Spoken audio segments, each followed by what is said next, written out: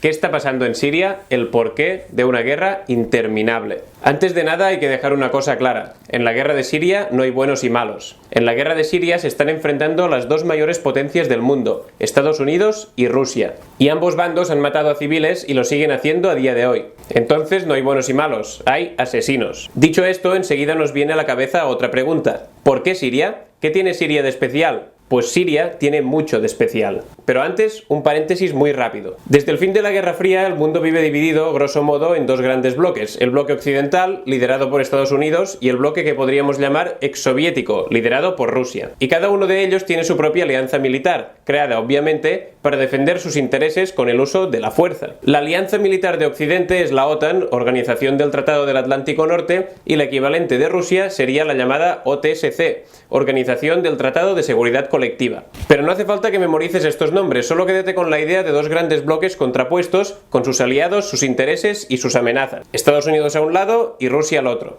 Fin del paréntesis. En todo este meollo, Rusia y Estados Unidos, al ser grandes potencias, mantienen relaciones igualmente, pero son bastante tensas. Se ven el uno al otro como el único país que puede hacerles frente. Ahora China entra en juego, pero durante muchos años han estado solo ellos dos. Y además, en los últimos 10 años, más o menos, con la crisis de Ucrania y la guerra de Siria, la relación Estados Unidos-Rusia se ha tensado aún más. Vale, vamos a Siria. En 2011 en Siria estallaron protestas en las calles en sintonía con la llamada Primavera Árabe, la ola de reivindicaciones y protestas que fueron prendiendo por todo el mundo árabe pidiendo básicamente más democracia y más derechos sociales. El detonante fue Mohamed Bouazizi, vendedor ambulante de fruta que se quemó a lo bonzo en Túnez tras ver cómo la policía le confiscaba todas sus pertenencias y le humillaba públicamente. Rápidamente estas protestas se expandieron por todo el mundo árabe y sí, también llegaron a Siria. Y tenían de hecho mucha razón de ser. Siria era un régimen autoritario de un solo partido en el que una familia, la familia al-Assad, ostentaba el poder desde hacía más de 40 años, donde no había elecciones, donde la libertad de expresión, reunión y asociación política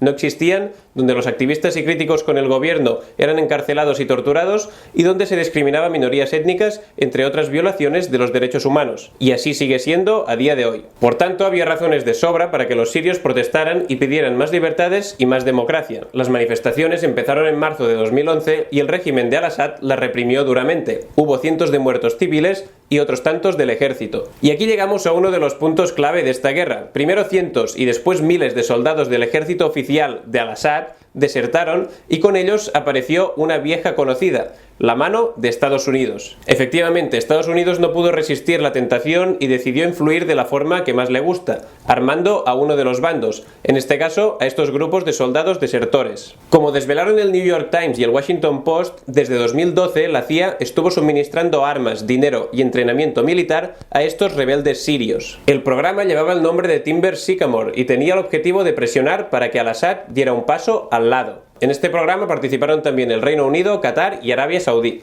Y así es como de unos grupos de manifestantes y soldados desertores nace de la noche a la mañana todo un ejército con armas, organización y entrenamiento militar. Habían nacido los llamados rebeldes. Estos denominados rebeldes crecieron muy rápido en los primeros años de la guerra de Siria y llegaron a ocupar bastante territorio. Esta era la zona que controlaban a principios de 2013. Los rebeldes son lo verde y el ejército de al-Assad lo rojo. Esta maniobra de financiamiento de Estados Unidos y sus aliados fue acompañada, obviamente, del correspondiente blanqueamiento de los rebeldes en la mayoría de los medios occidentales, que fueron pintados como una especie de heroicos luchadores para la libertad, cuando en realidad se mezclaron rápidamente con grupos yihadistas y en muchas ciudades, como Alepo, llegaron a luchar codo con codo. Y ya hacia 2013-2014 los rebeldes como tales ya prácticamente ni existían, se habían fragmentado y mezclado con varios grupos de tendencia yihadista, de los cuales ya eran prácticamente indistinguibles. Sin embargo, el flujo de ayuda estadounidense no se detuvo, y de hecho el mismo New York Times dice que muchas de las armas suministradas por Estados Unidos y sus aliados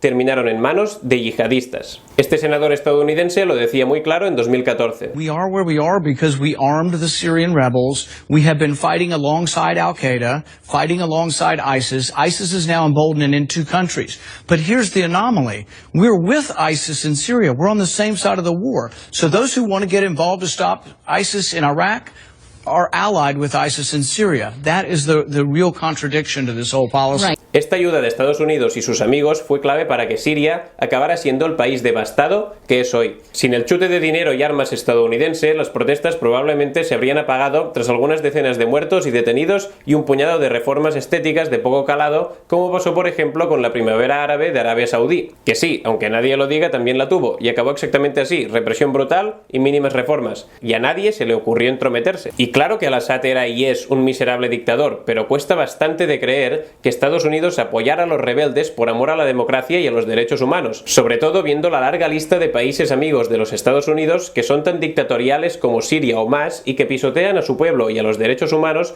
tanto como Siria o más. Arabia Saudí es el clásico número uno, pero también están Qatar, Emiratos Árabes, Birmania, Uganda, Guinea Ecuatorial, Egipto, Azerbaiyán, Afganistán, Uzbekistán y bastantes más. Este artículo de Político recoge a los 25 peores. Vale, está claro entonces que los derechos humanos y la democracia no son el noble motivo por el que Estados Unidos apoyó a los rebeldes. El representante de Bolivia en la ONU recordó hace poco que no siempre dicen la verdad. Miércoles 5 de febrero del año 2003, cuando el entonces secretario de Estado de los Estados Unidos venía a esta sala a presentarnos, según sus propias palabras, pruebas contundentes de que existían armas de destrucción masiva en Irak.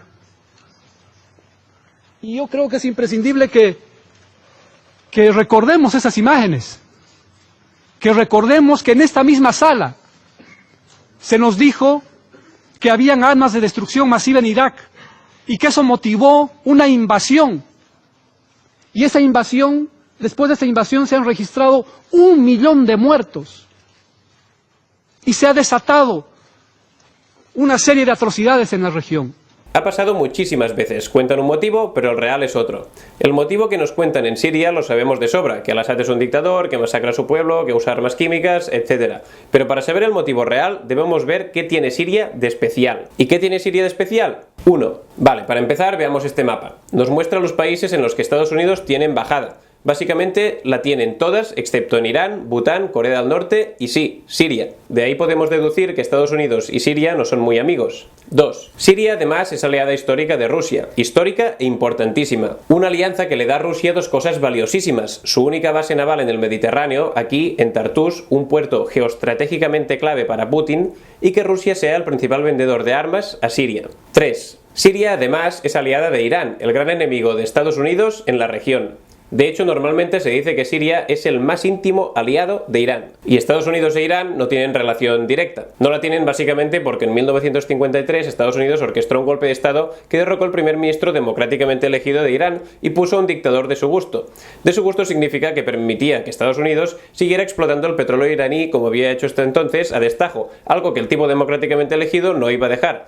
En 1979 los iraníes echaron a ese dictador marioneta de Estados Unidos y con él a las garras yanquis de su petróleo y bueno, de ahí la enemistad. Pero no nos vayamos. Resumiendo, otra de las cosas especiales de Siria es que es aliada íntima de Irán. 4. Además, junto con el Líbano e Irak, forman el bloque chiita de Oriente Medio, un bloque chiita muy odiado y temido tanto por Israel como por Arabia Saudí, dos de los mejores aliados, a su vez, de Estados Unidos. 5. Y finalmente hay algo más, algo sin lo que no se explica prácticamente ningún conflicto contemporáneo: los combustibles fósiles. En este caso, la cosa no va de petróleo, sino de gas natural. En 2009, Al-Assad rechazó una propuesta de Qatar de construir un gasoducto que iría desde Qatar hasta Europa, pasando por Arabia Saudí, Jordania, Siria y Turquía. La idea era que estos países pudieran abastecer de gas natural a Europa, cuya principal fuente de gas es Rusia. De hecho, Europa tiene un problema muy serio de dependencia del gas natural ruso, algo que Rusia utiliza para ganar dinero, pero sobre todo para ejercer influencia. Según Agence France Press, Al-Assad dijo que no a la propuesta de Qatar por el siguiente motivo: prefirió proteger los intereses de su aliada Rusia, que es la suministradora número 1 de gas natural a Europa.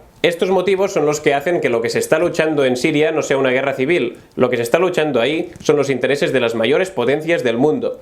Putin se ha puesto inflexible y ha dejado claro que no permitirá que Estados Unidos y sus aliados le levanten Siria, como tampoco lo va a permitir Irán. Por su lado, Estados Unidos amagó con retirarse hace poco con la caída de Estado Islámico, pero un inexplicable ataque químico ha hecho que no solo no se vayan, sino que encima hayan atacado a Al-Assad, algo que desde que empezó la guerra hace 7 años solo había hecho en 2 ocasiones. Un ataque químico que, por cierto, ha extrañado a muchos, como a este excomandante del ejército británico en Irak, entrevistado por Sky News. Do you think anything what we've heard from either Sergei Lavrov or indeed the Russian ambassador has made it more difficult for the UK to launch any kind of attack without putting it to Parliament?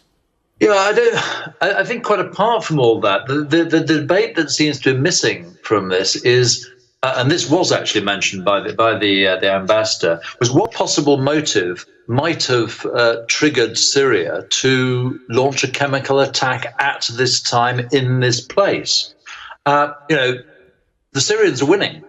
Don't take my word for it. Take the American military's word for it. General Virgil, the head of CENTCOM, he said to Congress the other day, Assad has won this war, and we need to face that. So, and then you got last week the statement by Trump, or the tweet by Trump, that America had finished with ISIL and we were going to pull out soon, very soon. And then suddenly you get... Okay, I'm very sorry. You've been very patient waiting for us, but we do need to leave it there. I'm very sorry. Thank you very much indeed. Parece que a Sky News no le gustan cierto tipo de preguntas. La guerra de Siria no termina nunca porque en ella están luchando los intereses de las oligarquías petroleras, religiosas y armamentísticas de los países más poderosos y desalmados del mundo, y los intereses políticos, económicos y estratégicos de los más miserables estados. Son ellos los que están luchando en realidad. Lo que pasa es que en lugar de hacerlo en sus países, lo hacen en Siria. Por eso la guerra no termina nunca. La guerra de Siria ya hace tiempo que no es de los sirios. Lo único que hacen ellos ya es ponerlos muertos. Un pato.